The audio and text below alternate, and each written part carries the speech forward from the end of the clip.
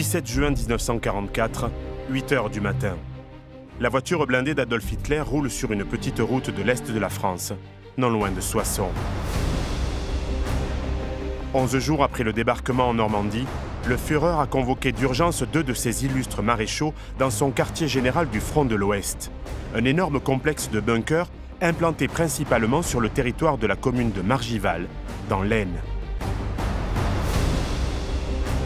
Entre 1936 et 1943, l'organisation Todt, en charge de la construction du mur de l'Atlantique, a bâti pour le Führer 13 quartiers généraux disséminés aux 4 coins de l'Europe, de la Russie soviétique au nord de la France occupée.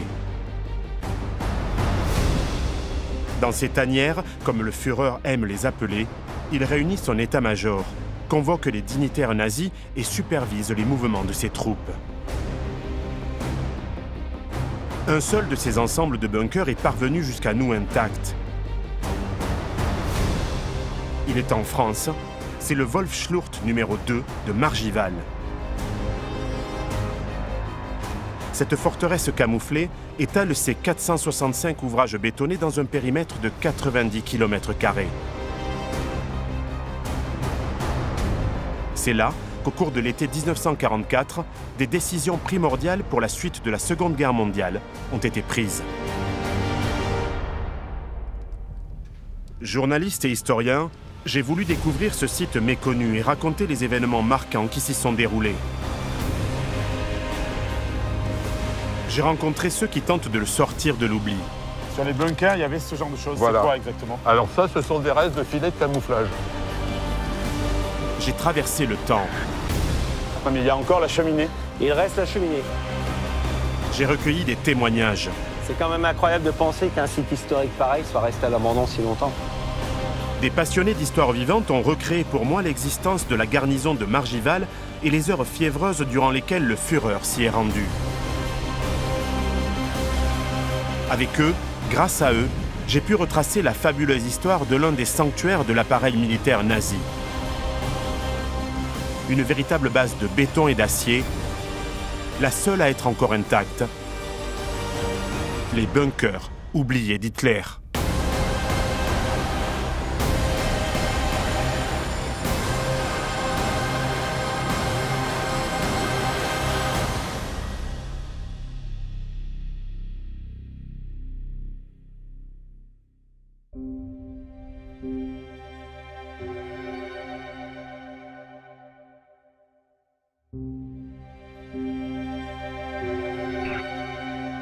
Entre 1942 et 1944, des milliers de soldats allemands se sont croisés ici, dans cette composition compacte de bunkers et autres abris bétonnés dont l'histoire résume bien la dernière année d'une guerre atroce et la mégalomanie d'un dictateur, Adolf Hitler. Ce récit est rempli de fantômes, semblant encore hanter des bâtiments à l'abandon depuis longtemps. Des vestiges austères, froids et humides, éparpillés dans le paysage comme autant de témoins de l'absurdité des hommes. Didier Ledé est le président de l'association de sauvegarde du W2, réunissant des bénévoles qui luttent contre les affres du temps pour préserver un ensemble architectural pour le moins exceptionnel. Bonjour Didier. Bonjour Serge. C'est vraiment un bâtiment très impressionnant celui-ci. Mais où est-ce qu'on est exactement ici? Alors ici, on se trouve à l'intérieur du Ravin du Loup. C'est un ensemble de 800 constructions en béton, dont 465 bunkers de défense. C'est le seul quartier général d'Hitler encore intact aujourd'hui. Au nord-est de Soissons, entre 1942 et 1943, l'organisation Todt, en charge également de la construction du mur de l'Atlantique, a fait bâtir une multitude d'ouvrages répartis sur le territoire des communes de Margival, Neuville-sur-Margival et Lafaux. Au cœur de ce dispositif, sur 2 km² environ, des bunkers de commandement, dont celui destiné au Führer.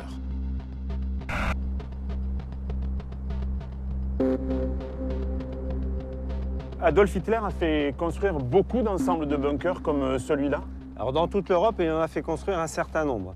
Déjà ici, pendant la guerre de 14, les Allemands avaient fortifié le chemin des Dames qui est juste à côté, de manière à préparer les contre-attaques. Et la seule manière de montrer qu'on s'installe profondément, c'est le béton armé. Donc il y a une grande tradition allemande de la fortification. C'est une tradition allemande. Là où le soldat allemand s'installe, le soldat allemand reste. Et je suppose que ça répond à certaines exigences, la construction de ce genre d'ensemble de fortifications. C'est une exigence stratégique déjà, premièrement, d'avoir des points fortifiés en cas d'attaque, mais aussi un effet psychologique, hein, de montrer à l'ennemi qu'on est bien implanté et on est là pour rester longtemps.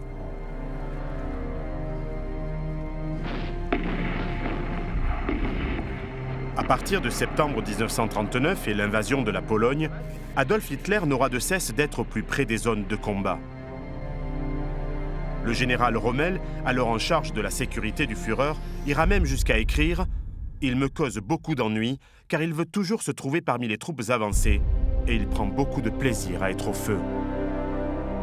Pour se rendre au plus près du front, le Führer dispose d'un quartier général mobile, un train blindé, le Führer Sonderzug, étrangement surnommé America, composé de 2 locomotives et 15 wagons, dont 2 de combat armés de 2 canons anti-aériens de 20 mm, une voiture réservée à l'usage personnel du Führer, une de commandement, 2 voitures salle à manger, une voiture salle de bain.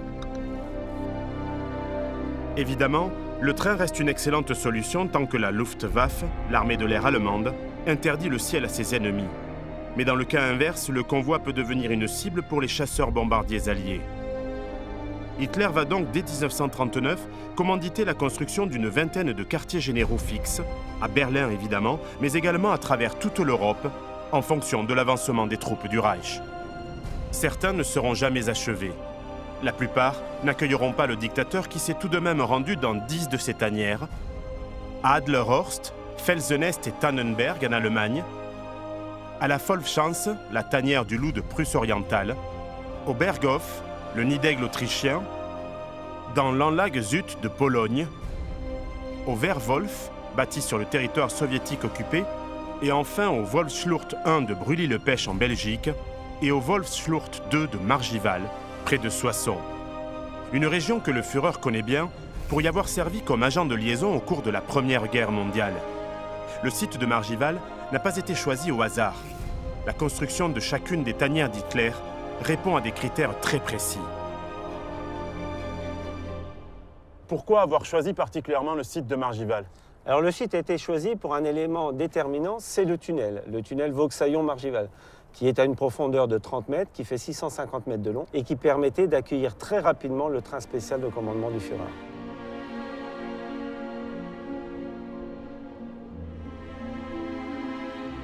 En vertu des accords d'armistice signés à Montoire au mois de juin 1940, la France est coupée en 2, la zone libre et la zone occupée.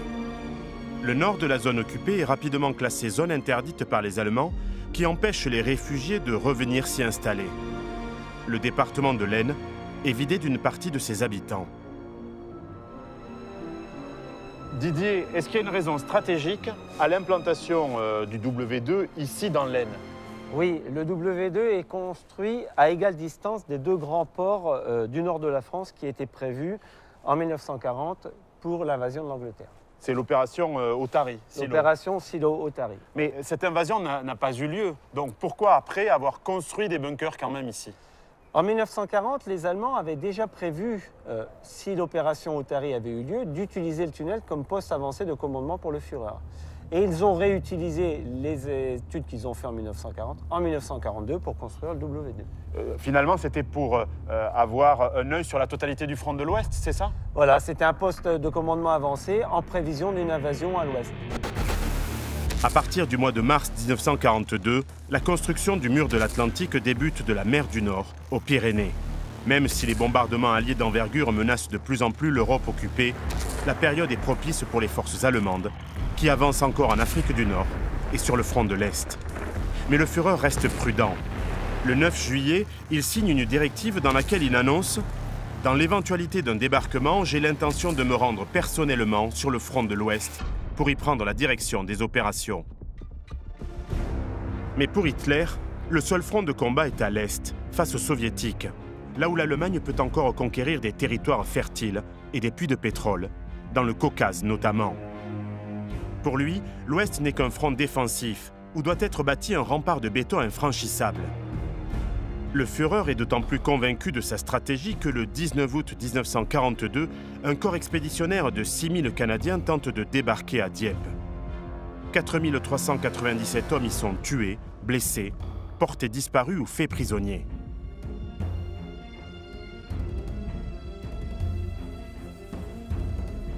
Après le raid sur Dieppe, au mois d'août 1942, les Allemands ont eu la confirmation de cette possible invasion par la mer et les travaux ont dû s'accélérer ici. Bien sûr, après le débarquement de Dieppe, là, les Allemands étaient sûrs et certains que les Alliés avaient la capacité de préparer un débarquement. Donc Hitler a fait mettre en branle-bas de combat le chantier du W2, puisqu'il avait dit que personnellement, il commanderait de son poste avancé la contre-offensive. Donc à partir de septembre 1942, ici vont arriver des milliers de tonnes de matériel, on va élargir les voies de chemin de fer, on va aménager le terrain et surtout on va réquisitionner des milliers d'hommes qui vont travailler jour et nuit pendant 18 mois la construction du W2. L'opération sur Dieppe confirme donc définitivement aux Allemands que les Alliés ont l'intention d'envahir l'Europe en prenant pied sur les côtes françaises. La fortification de la façade atlantique s'amplifie d'autant que le maréchal Rommel, inspecteur des fortifications du mur de l'Atlantique depuis novembre 1943, s'inquiète de la lenteur des travaux et de la faiblesse des défenses. 2 projets de quartiers généraux destinés au Führer sont échafaudés. Le W3 à Saint-Rimet dans le Loir-et-Cher qui ne sera jamais achevé et le W2 de Margival. Pour le construire, l'organisation Todt va réunir 22 000 ouvriers, des volontaires français et étrangers, des personnels réquisitionnés dans le nord et l'est de la France, des prisonniers de guerre et de droit commun. Le chantier est gigantesque. La construction du W2 va nécessiter 48 000 tonnes de ciment, 26 000 mètres cubes d'eau, 12 000 tonnes d'acier, 345 000 tonnes de sable, des milliers de kilomètres de câbles électriques et de tuyaux, 250 000 mètres cubes de béton seront coulés pour construire la totalité des 465 bâtiments. Ce qui sera fait en 18 mois à peine, un exploit rendu possible grâce à la standardisation de ce type d'infrastructure.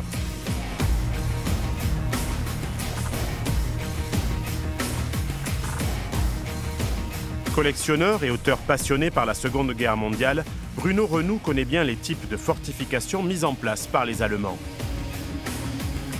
Bruno, on entend souvent parler de la standardisation des bunkers allemands. Qu'est-ce que ça signifie exactement ?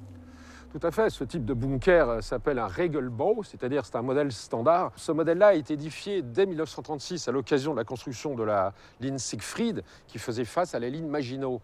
Donc c'est un bunker qui a été étudié de manière à être reproduit en masse et on connaît plus de 22 000 bunkers de ce type. Et on va les retrouver copiés par la suite sur le mur de l'Atlantique et ici donc à Margival. Ça veut dire qu'il y avait des modèles d'un certain type et je suppose qu'ils ont évolué aussi en fonction de la technologie. Tout à fait, ça c'est le modèle de base, mais ultérieurement, en fonction de l'augmentation de la puissance de l'artillerie et des blindés, on va améliorer ces bunkers en faisant par exemple des entrées en chicane et avec différentes adaptations qui permettent de résister plus longtemps face aux nouvelles technologies alliées. Plusieurs générations de plans se sont succédées depuis 1936, se différenciant surtout par l'augmentation des épaisseurs de béton, passant de 60 cm maximum des séries B1, C et D, aux 3,50 m maximum de la série 100.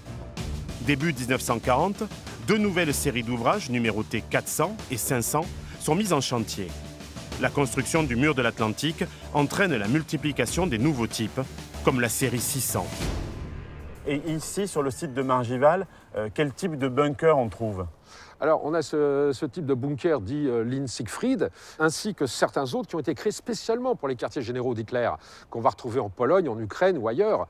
Donc, c'était créé par le général Schmutt, qui était en charge de la construction. Et un certain nombre de ces bunkers s'appellent tout simplement des baraques. Au départ, ce sont des baraques en bois qui ont été bunkérisées. Et on voit certains bunkers, comme Bérésina et les autres, qui ressemblent en fait à des baraques, mais en béton. Le procédé de construction est simple. Les ouvriers creusent un trou profond d'une dizaine de mètres parfois. Ils disposent le coffrage et le fer en quadrillage.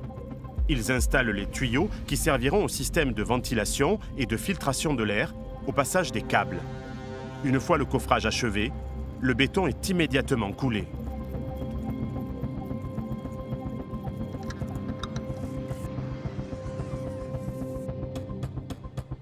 Bruno, ici sur le site de Margival, il y a 465 bunkers éparpillés sur 90 km². Quand j'arrive ici, j'ai l'impression qu'ils sont posés au petit bonheur la chance. Je suppose que ce n'était pas le cas. Il y avait un schéma d'implantation de ces ouvrages fortifiés? Oui, tout à fait. Il y a un schéma de tir de manière à ce que chaque ouvrage ait un plan de défense individuel. Là, nous sommes dans le cercle numéro 1. C'est le premier périmètre. C'est le premier périmètre du V2. Il s'agissait par 3 cercles de défense, qu'on appelle les Sperrkreis, de défendre le bunker d'Hitler lui-même. Donc ici, nous avons un bunker de l'armée de terre, d'infanterie équipé d'armes légères, qui défendent la vallée en direction de Lafau et de Margival. Il y avait d'autres bunkers qui étaient liés à la Luftwaffe, et à la FLAC, en l'occurrence, c'est-à-dire la DCA, la défense contre avion. Ce qu'on craignait ici à Margival, c'était des attaques aéroportées, comme savaient si bien le faire les Alliés. Et je suppose que ces bunkers, que ce soit ceux de la Luftwaffe, l'armée de l'air, ou ceux de la Air, l'armée de terre, s'auto-protègent les uns les autres. Tout à fait. D'ailleurs, ils étaient reliés par des câbles téléphoniques enterrés à 2 mètres de profondeur. Et chaque point fortifié, les Panzerwerk, devenaient autonomes en cas d'attaque. L'implantation des édifices sur le site de Margival répond donc à un plan très strict, commandé par le relief. Un plateau découpé de vallées encaissées, les gorges. Au plus large, un premier rideau de protection composé de positions fortifiées, de bunkers de tout type et de batteries équipées de canons antiaériens.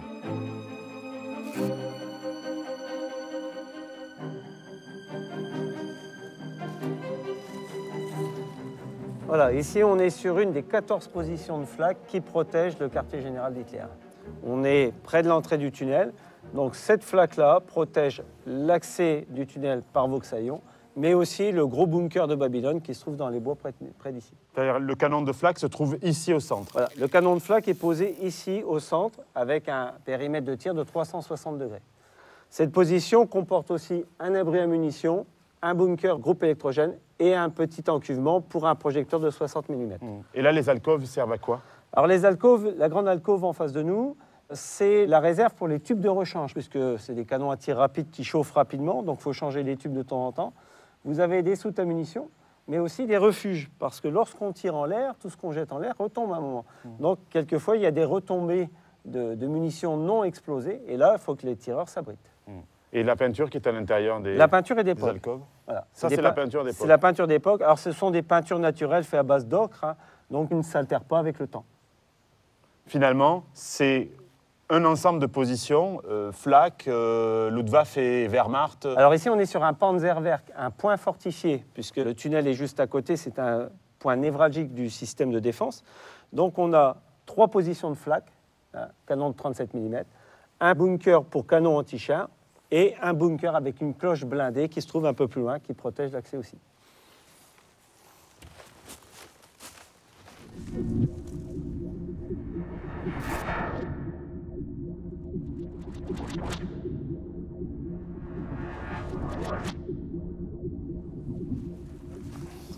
Où est-ce qu'on est là, Didier? Alors on se trouve devant un bunker anti-char. C'est un bunker qui abrite un canon anti-char. Donc ce canon-là n'a pas possibilité de tirer de l'intérieur du bunker. Donc il faut absolument le sortir pour le mettre en position. Donc en cas de bombardement, on laisse le canon à l'intérieur à l'abri. Dès l'alerte finie, on sort le canon à la bricole, donc à la force des hommes, et on l'emmène sur une position qui se trouve un peu plus bas.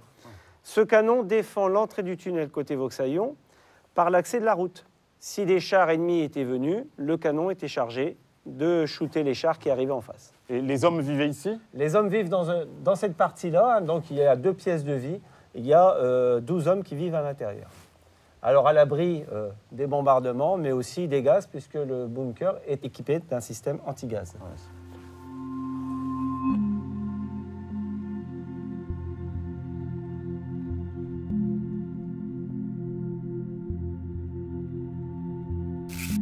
Au cœur du dispositif, sur 2 km² environ, répartis le long de la voie de chemin de fer une série de bunkers, anti-aériens, anti-chars, à munitions, cantonnements, cantines, infirmeries, dédiés au commandement ou aux transmissions, et bien sûr, les bunkers de la Heer, l'armée de terre, de la Wehrmacht, celui du Führer, situé non loin de son chalet et de la piscine du complexe.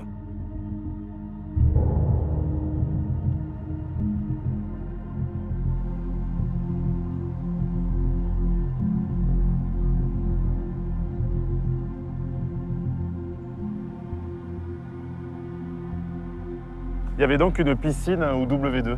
Il y a une piscine au W2 comme on en trouve dans tous les quartiers généraux du Führer. Déjà pendant la Première Guerre mondiale, ils construisaient des piscines là où il y avait des états-majors. Alors cette piscine a plusieurs fonctions. C'est une réserve d'eau qui permet la lutte contre l'incendie, mais elle alimente aussi le tunnel en eau pour les locomotives en cas de besoin. Les hommes s'y baignaient quand même. Les hommes s'y baignaient. On voit très bien qu'elle est aménagée comme un lieu de détente, puisque les moments de repos, les hommes pouvaient venir ici. Finalement, le W2 ici à Margival, c'est une petite ville. C'est une petite ville, un gros village, on va dire, avec ses avantages et ses inconvénients. La piscine est un avantage.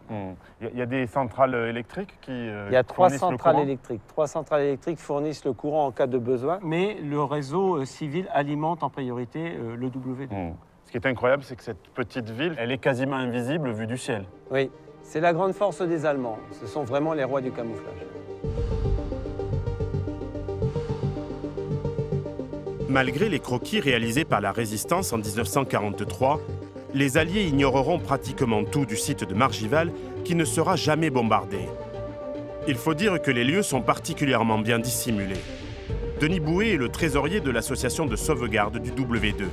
Il a participé aux travaux de nettoyage des bunkers que la végétation avait entièrement recouverts.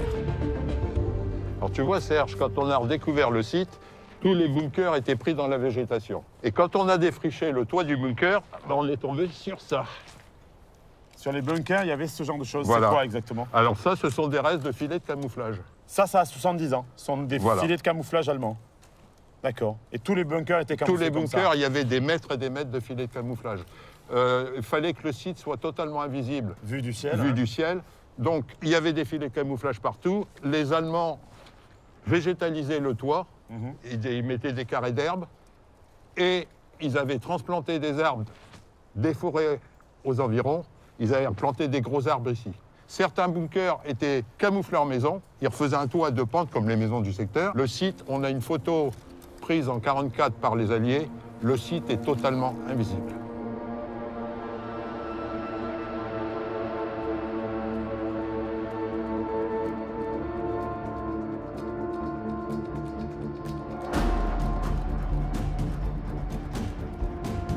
Les avions de reconnaissance alliés n'avaient aucune chance de repérer les édifices principaux du W2 situés le long de la voie ferrée.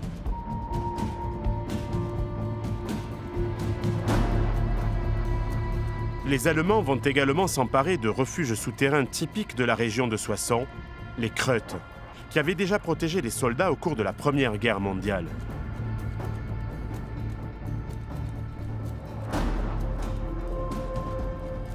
Les Allemands avaient réquisitionné tous les terrains, y compris les carrières.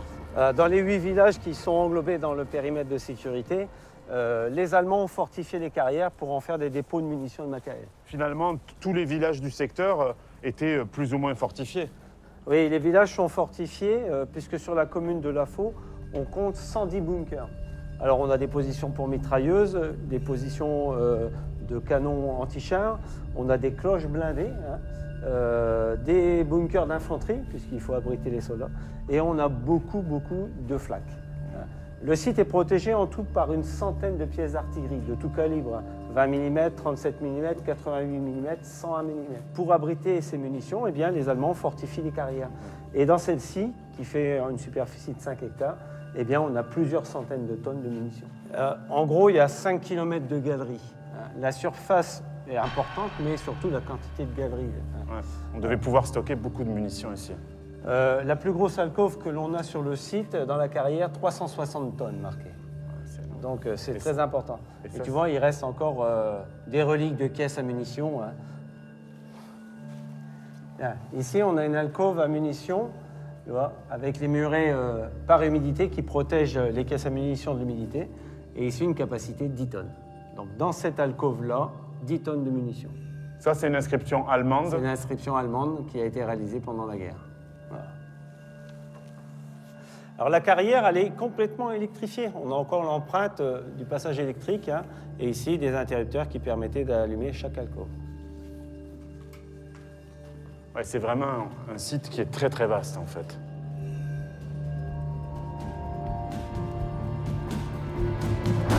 Achevé en 1943, le quartier général du Führer à Margival est rapidement opérationnel. Mais Adolf Hitler va attendre longtemps avant de s'y rendre. Il lui préfère son QG de Prusse orientale, car sa préoccupation va au front russe. Et Hitler a bien raison de regarder vers l'Est. Après la défaite de ses armées à Kursk à l'été 1943, 50% du potentiel militaire de l'Allemagne reste mobilisé sur le front russe. 25% seulement est déployé en France, en Belgique et aux Pays-Bas. Le Führer sait que le péril vient d'abord de l'Est. Il n'a pas tort. Une grande offensive soviétique se prépare pour la fin du mois de juin 1944. L'opération Overlord n'aurait pas été possible sans la mobilisation massive de l'armée rouge. Le 6 juin, les Alliés ont débarqué sur les côtes normandes. 130 000 hommes ont pris pied sur les plages. Le quartier général de Margival a été construit pour faire face à l'invasion. Il va pouvoir servir.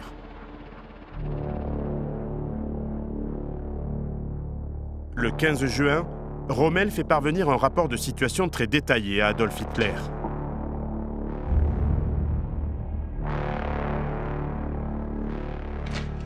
Depuis plus d'une semaine, la bataille de Normandie fait rage.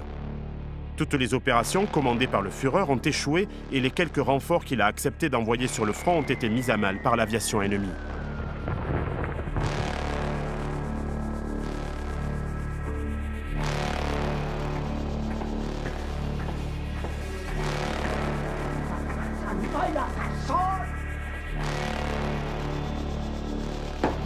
Hitler ne cesse de recevoir les doléances de ses généraux.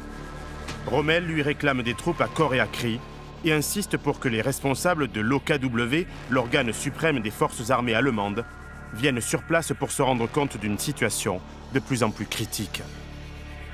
Les Alliés ont étendu leur tête de pont. Ils se sont emparés de 40 ans.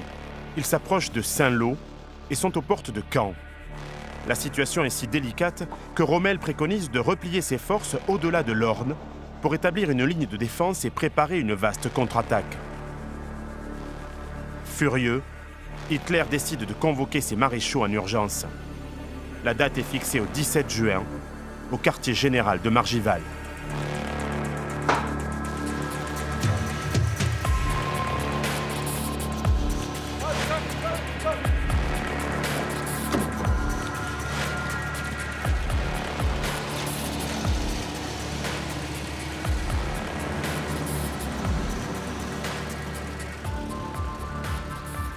Didier, pourquoi l'avion du Führer s'est-il posé à Metz alors qu'il y avait 3 aérodromes allemands pas loin de Margival et du W2?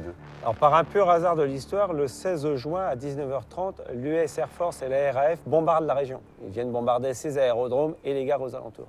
Je suppose qu'ici, au W2, la garnison, à ce moment-là, est complètement en alerte. En fin d'après-midi, l'état-major est mis en état d'alerte et le périmètre est verrouillé.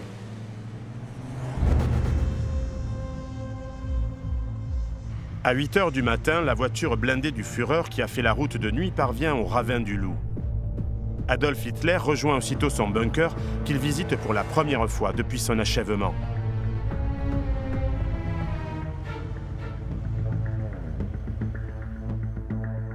Le bunker du Führer est affublé de constructions attenantes bétonnées.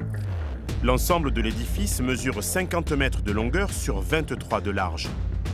Un bâtiment en façade abrite les 2 vestibules, des secrétariats, le salon, le bureau et la chambre du Führer, ainsi que des sanitaires et un standard téléphonique. Au nord, un autre édifice accueille la salle de conférence avec cheminée, un office, une cuisine et une réserve. Le bunker proprement dit a des murs et une couverture de 3,50 m d'épaisseur. On y accède par un sas censé être imperméable au gaz de combat. L'intérieur est composé d'une salle de réunion, d'un bureau, de sanitaires et d'une chambre réservée au Führer, d'une salle de ventilation et d'un standard téléphonique.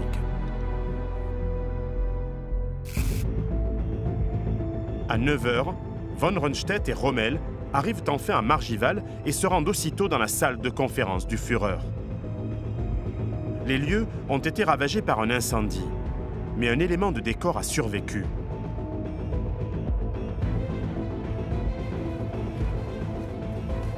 Alors fais attention où tu marches parce qu'il y a des gravats un peu partout. Ici, on est dans l'ancienne salle de conférence. Donc c'est là que Hitler Von Rundstedt et Rommel se sont retrouvés le 17 juin. Voilà, c'est ici que Hitler les a accueillis à 8 h du matin. Alors, il faut imaginer à l'époque, dans son jus, hein, donc avec les boiseries, et ici, il y avait la grande table où les cartes avaient été installées et où on a fait la mise au point avec Rommel et von Rundstedt. Voilà. Alors... ça a brûlé? Ça a brûlé en 2007, voilà, un incendie. Non, mais il y a encore la cheminée. Il reste la cheminée. C'est incroyable, c'est celle qu'on voit sur les photos, en fait. C'est celle qu'on voit sur les photos, voilà. Et au milieu, normalement, à l'emplacement du trou, il devrait y avoir le bas-relief de Napoléon à cheval.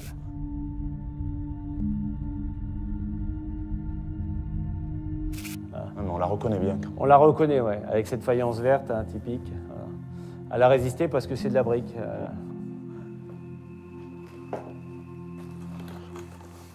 C'est ici, dans cette pièce, que le 17 juin 1944 au matin, Adolf Hitler s'entretient avec les 2 maréchaux en charge du front de l'Ouest.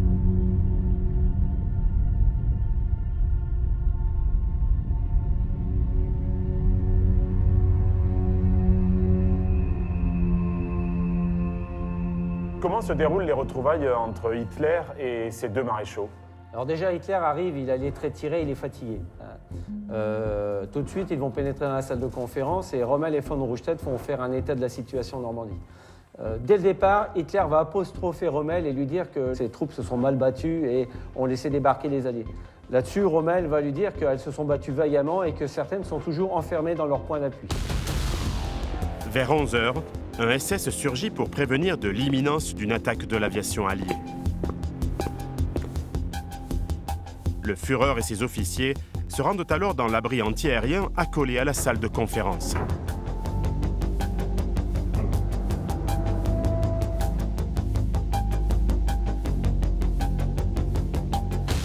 On pénètre à l'intérieur de l'abri antiaérien du bunker d'Hitler, que l'on peut aussi appeler les appartements blindés du Führer. C'était comme ça à l'époque? Non, à l'époque, il faut imaginer que c'est habillé de lambris, hein. Il y a des cloisons, et on suppose qu'il y avait une chambre pour le Führer, puisqu'on pouvait l'abriter pendant les attaques aériennes, des sanitaires, des bureaux. C'est ici que se déroule la conférence? Non, c'est dans cette pièce-là.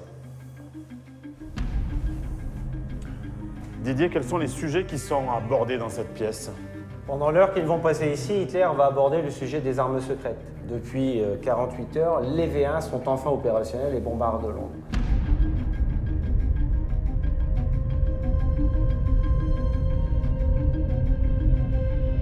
À partir de la nuit du 12 au 13 juin 1944 et jusqu'au mois de mars 1945, l'Allemagne nazie lance les premiers missiles de croisière de l'histoire aéronautique. Ces bombes volantes catapultées à partir de dizaines de rampes, d'abord disséminées de la frontière belge jusqu'en Seine-Maritime, devaient permettre au Reich, écrasé sous les bombes alliées, de reprendre l'avantage. Taper le cœur de l'Angleterre, atteindre le moral des Britanniques, tenter de ralentir leur production industrielle. Voilà les principales missions assignées au V1, les armes de représailles du Reich.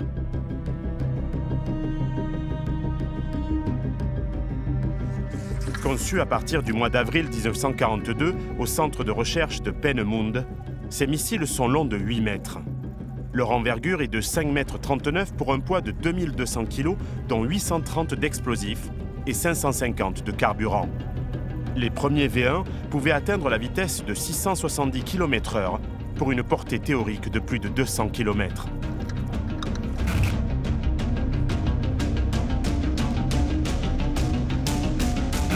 En fait, Adolf Hitler nourrit beaucoup d'espoir quant à l'utilisation des V1. Pour lui, ce sont les armes de la victoire, il n'y a pas de doute. Rommel va même demander la possibilité de détourner l'utilisation du V1 et de l'utiliser comme bombardier tactique sur le front d'invasion en Normandie. Alors le général Heimann qui est présent, qui est chargé des armes secrètes, va lui expliquer que malheureusement la dispersion est trop importante et qu'il y aurait des risques pour les troupes au sol. Alors il va demander d'utiliser le V1 sur les ports anglais, et là, pareil, Hitler va refuser, puisqu'il est persuadé qu'en bombardant Londres, les Anglais capituleront.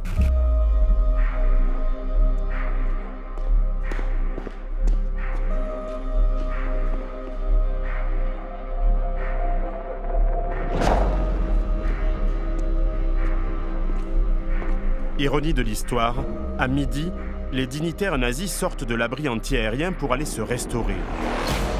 Mais Adolf Hitler ignore toujours qu'un de ses missiles V1 est tombé à 3 km de là le matin même, à 4 h 30, non loin de la ferme Saint-Guilain, sur la commune d'Allemand.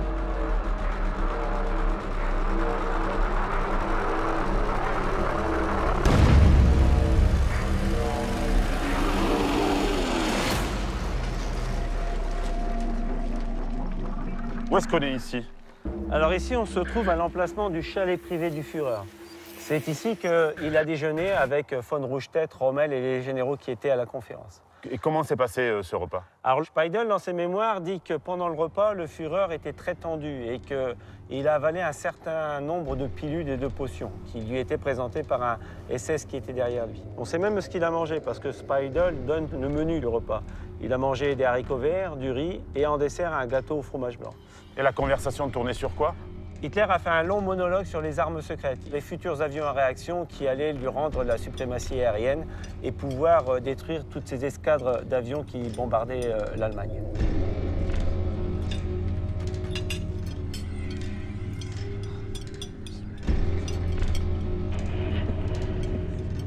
La conférence de l'après-midi va être des plus houleuses. Rommel réclame que les agissements des SS à Oradour-sur-Glane soient sanctionnés et, selon les mémoires de Hans Speidel, profite de l'occasion pour faire un exposé brutal de la situation militaire. Il prévoit notamment l'écroulement du front d'invasion, la percée inévitable vers l'Allemagne et provoque finalement la colère du Führer en osant lui conseiller une sortie politique à la guerre. Didier, qu'est-ce qui se joue pendant cet après-midi de conférence? Alors l'après-midi, von Rundstedt, mais surtout Rommel, vont essayer de faire comprendre au Führer qu'il n'y aura pas de deuxième débarquement. Pourquoi? Parce que Hitler, lui, attend encore un débarquement dans le Nord-Pas-de-Calais? Hitler attend toujours un deuxième débarquement dans le Nord-Pas-de-Calais. Il bloque la 15e armée parce qu'il est complètement intoxiqué par les messages qu'il reçoit des Alliés. C'est l'opération Fortitude. Voilà, c'est l'opération Fortitude. Le 9 juin, von Rundstedt a essayé de faire comprendre au Führer que les Alliés n'avaient pas les moyens d'ouvrir un deuxième débarquement. Un agent double a intoxiqué le service de renseignement allemand en faisant croire que Patton a préparé une armée pour débarquer dans le Pas-de-Calais. La Luftwaffe a fait des inspections et il découvre une armée. Mais cette armée, c'est une armée de chars gonflables, de canons gonflables et de GMC gonflables. C'est le plus grand coup de bluff de la guerre. C'est le plus grand bluff de la Seconde Guerre mondiale. À 16h30, Hitler met fin à la conférence. Il visite brièvement les installations de Margival puis quitte le site. À 22h, son avion décolle. Il n'est resté que quelques heures dans son quartier général, alors même que la bataille de Normandie fait rage.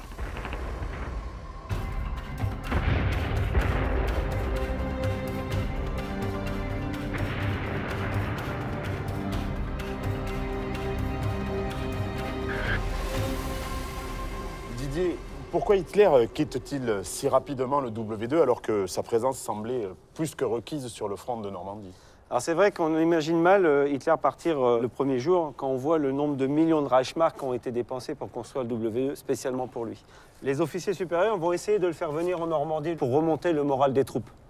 Mais le 17 au soir, à 20h, il quitte le W2 parce qu'il a peur de se retrouver à la merci d'un raid commando ou d'une attaque aérienne.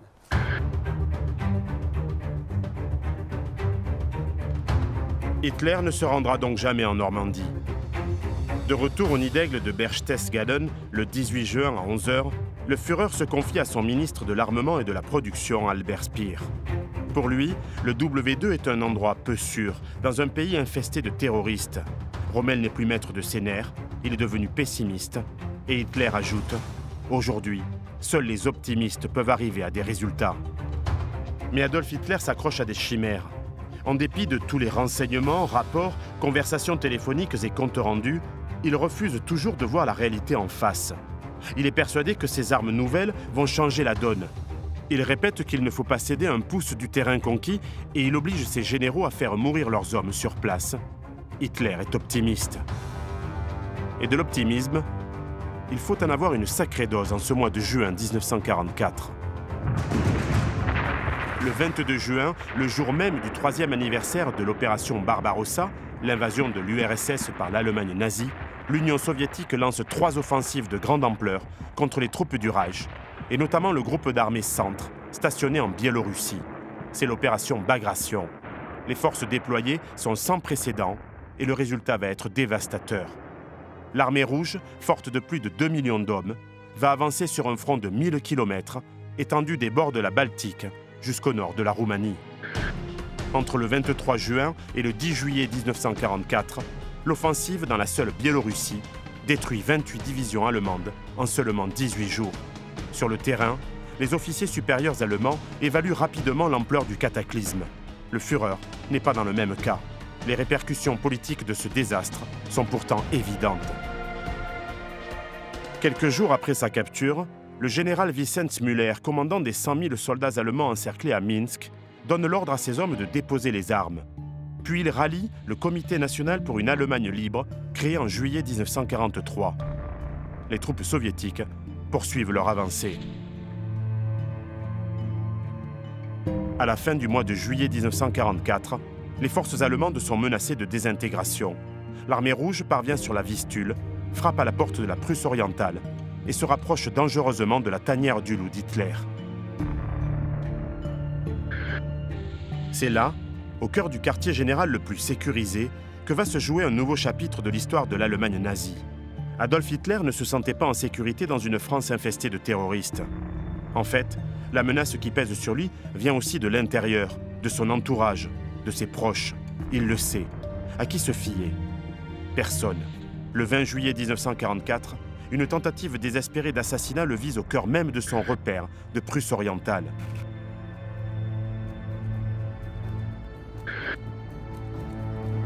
Si le Führer en réchappe miraculeusement, l'événement n'améliore ni sa paranoïa, ni son jusqu'au-boutisme assassin. Pourtant, les nouvelles des fronts ne sont guère réjouissantes.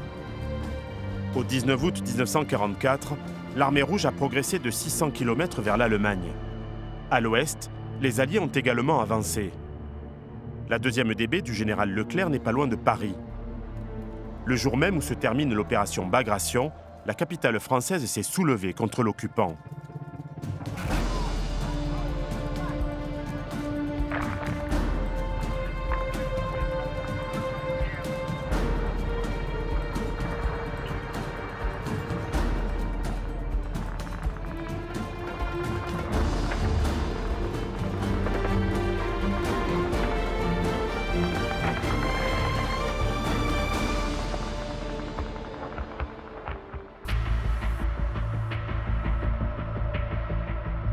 Le maréchal von Rundstedt a été mis à la retraite le 1er juillet 1944. C'est la fin également pour son remplaçant, le maréchal von Klug. Soupçonné d'avoir été au courant de l'attentat contre le Führer, il se suicide au mois d'août 1944. Fin de parcours aussi pour Erwin Rommel, blessé sur le front de Normandie le 17 juillet. Hitler a confié le commandement de tout le front ouest à un seul homme.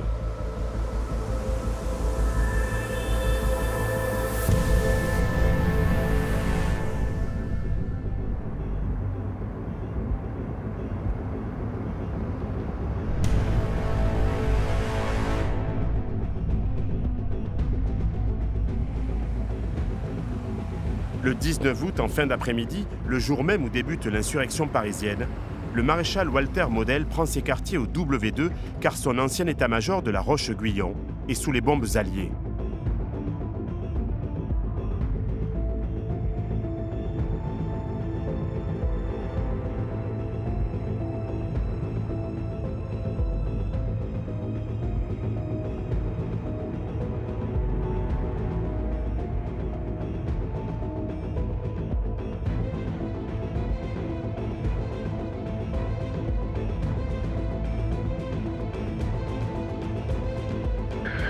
Walter Model souhaite établir une ligne de défense sur la Seine, mais c'est déjà trop tard.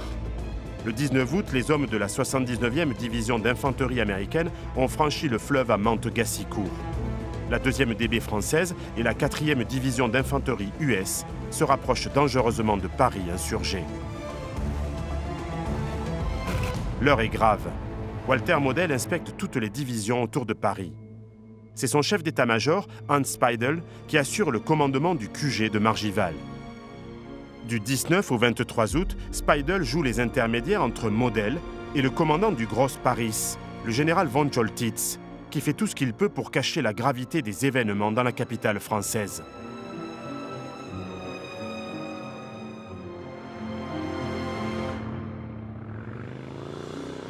Toutes les communications passent par Margival, et plus particulièrement par le bunker numéro 5, le plus grand centre de transmission allemand de la Seconde Guerre mondiale. Long de 108 mètres, large de 25 mètres, il se compose de 2 ensembles. Une première partie en façade et sur les côtés, rassemblant les bureaux, et un énorme bunker anti-aérien accessible par 4 sas différents et comptant 19 pièces utilisables.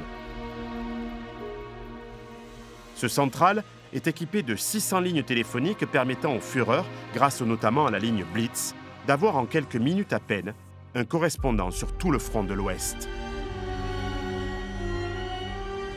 À Paris, les combats font rage depuis le 19 août. La préfecture de police, l'hôtel de ville et plusieurs mairies d'arrondissement sont aux mains des résistants. Les grands axes et certains carrefours sont bloqués par des barricades. Le 22 août, Model ordonne à von Choltitz de rétablir l'ordre dans Paris. Le 23, à 11 h, un message envoyé de la tanière du Loup arrive sur les téléx du central de transmission du W2.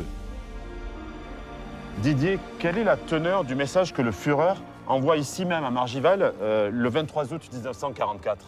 Alors pour le Führer, le message est très clair. Paris ne doit absolument pas tomber aux mains de l'ennemi. Donc il va donner l'ordre que l'on prépare la destruction des ponts de Paris, des monuments. Et si la ville tombe aux mains de l'ennemi, ça doit être un champ de ruines. C'est clair et net. Que se passe-t-il alors ? Alors à ce moment-là, Model prend connaissance du message et demande à Speidel de le transmettre à von Choltitz qui se trouve à Paris. À ce moment-là, la situation de la résistance est très critique. La résistance parisienne est à court de munitions. Le 22 août, le général Leclerc, patron de la 2e DB, a reçu l'ordre de rallier la capitale.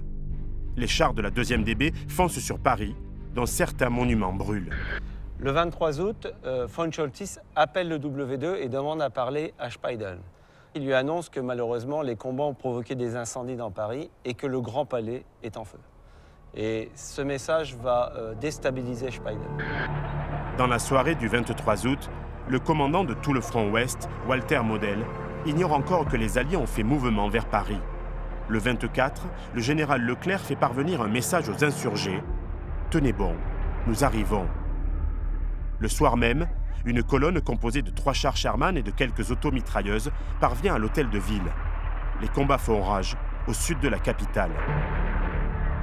Le 25 août, dans la matinée, les affrontements se poursuivent au cœur même de la ville. À 13 h, ce même 25 août, la nouvelle parvient à la tanière du Loup de Prusse orientale. Hitler se met en rage et demande au général Jodl, chef de l'Oberkommando der Wehrmacht, si les ordres de destruction ont été appliqués. Ce n'est pas le cas. Comment réagit Adolf Hitler lorsqu'il apprend que la ville de Paris n'a pas été détruite, contrairement à ses ordres ? Hitler va rentrer dans une grande colère et il va demander tout de suite que l'on appelle Paris pour qu'une enquête soit diligentée et savoir exactement ce qui se passe à Paris. À ce moment-là, Hitler ne sait pas que dans l'après-midi du 25, von Choltitz a capitulé et qu'il a signé la reddition de la garnison de Paris à l'hôtel de police.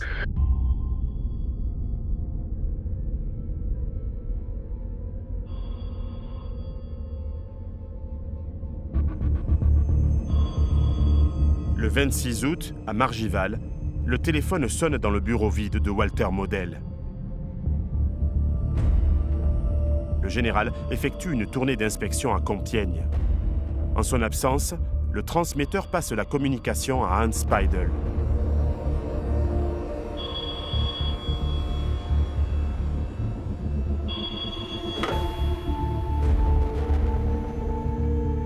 L'ordre qu'il va recevoir est simple. Toutes les rampes d'armes V du Pas-de-Calais, du Nord et de la Belgique doivent tirer leurs missiles sur Paris.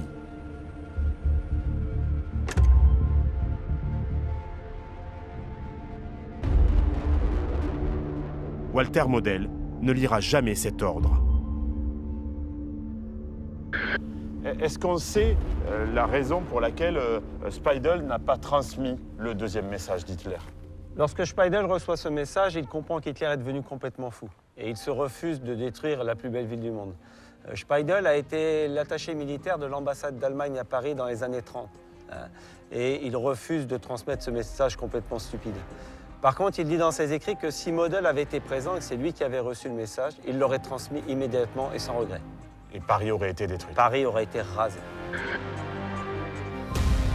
Le 28 août 1944, la garnison allemande du W2 quitte la place en toute hâte. Les documents confidentiels ont été détruits ou emportés. Les pièces d'artillerie qui n'ont pu être déplacées ont été sabotées. Seules les génératrices fonctionnent encore. Le quartier général du Führer de Margival n'est plus qu'une coquille vide, le symbole dérisoire d'un régime nazi à l'agonie et de la mégalomanie de son chef. Pendant toute la Seconde Guerre mondiale, et jusqu'aux dernières heures du Reich qu'il voulait millénaire, Hitler a été convaincu d'être un stratège conquérant et dominateur. Avec les premières défaites sur le front de l'Est, ce sentiment de supériorité s'est doublé d'une extrême défiance, voire d'une véritable paranoïa, qui l'accompagnera jusqu'à la mort.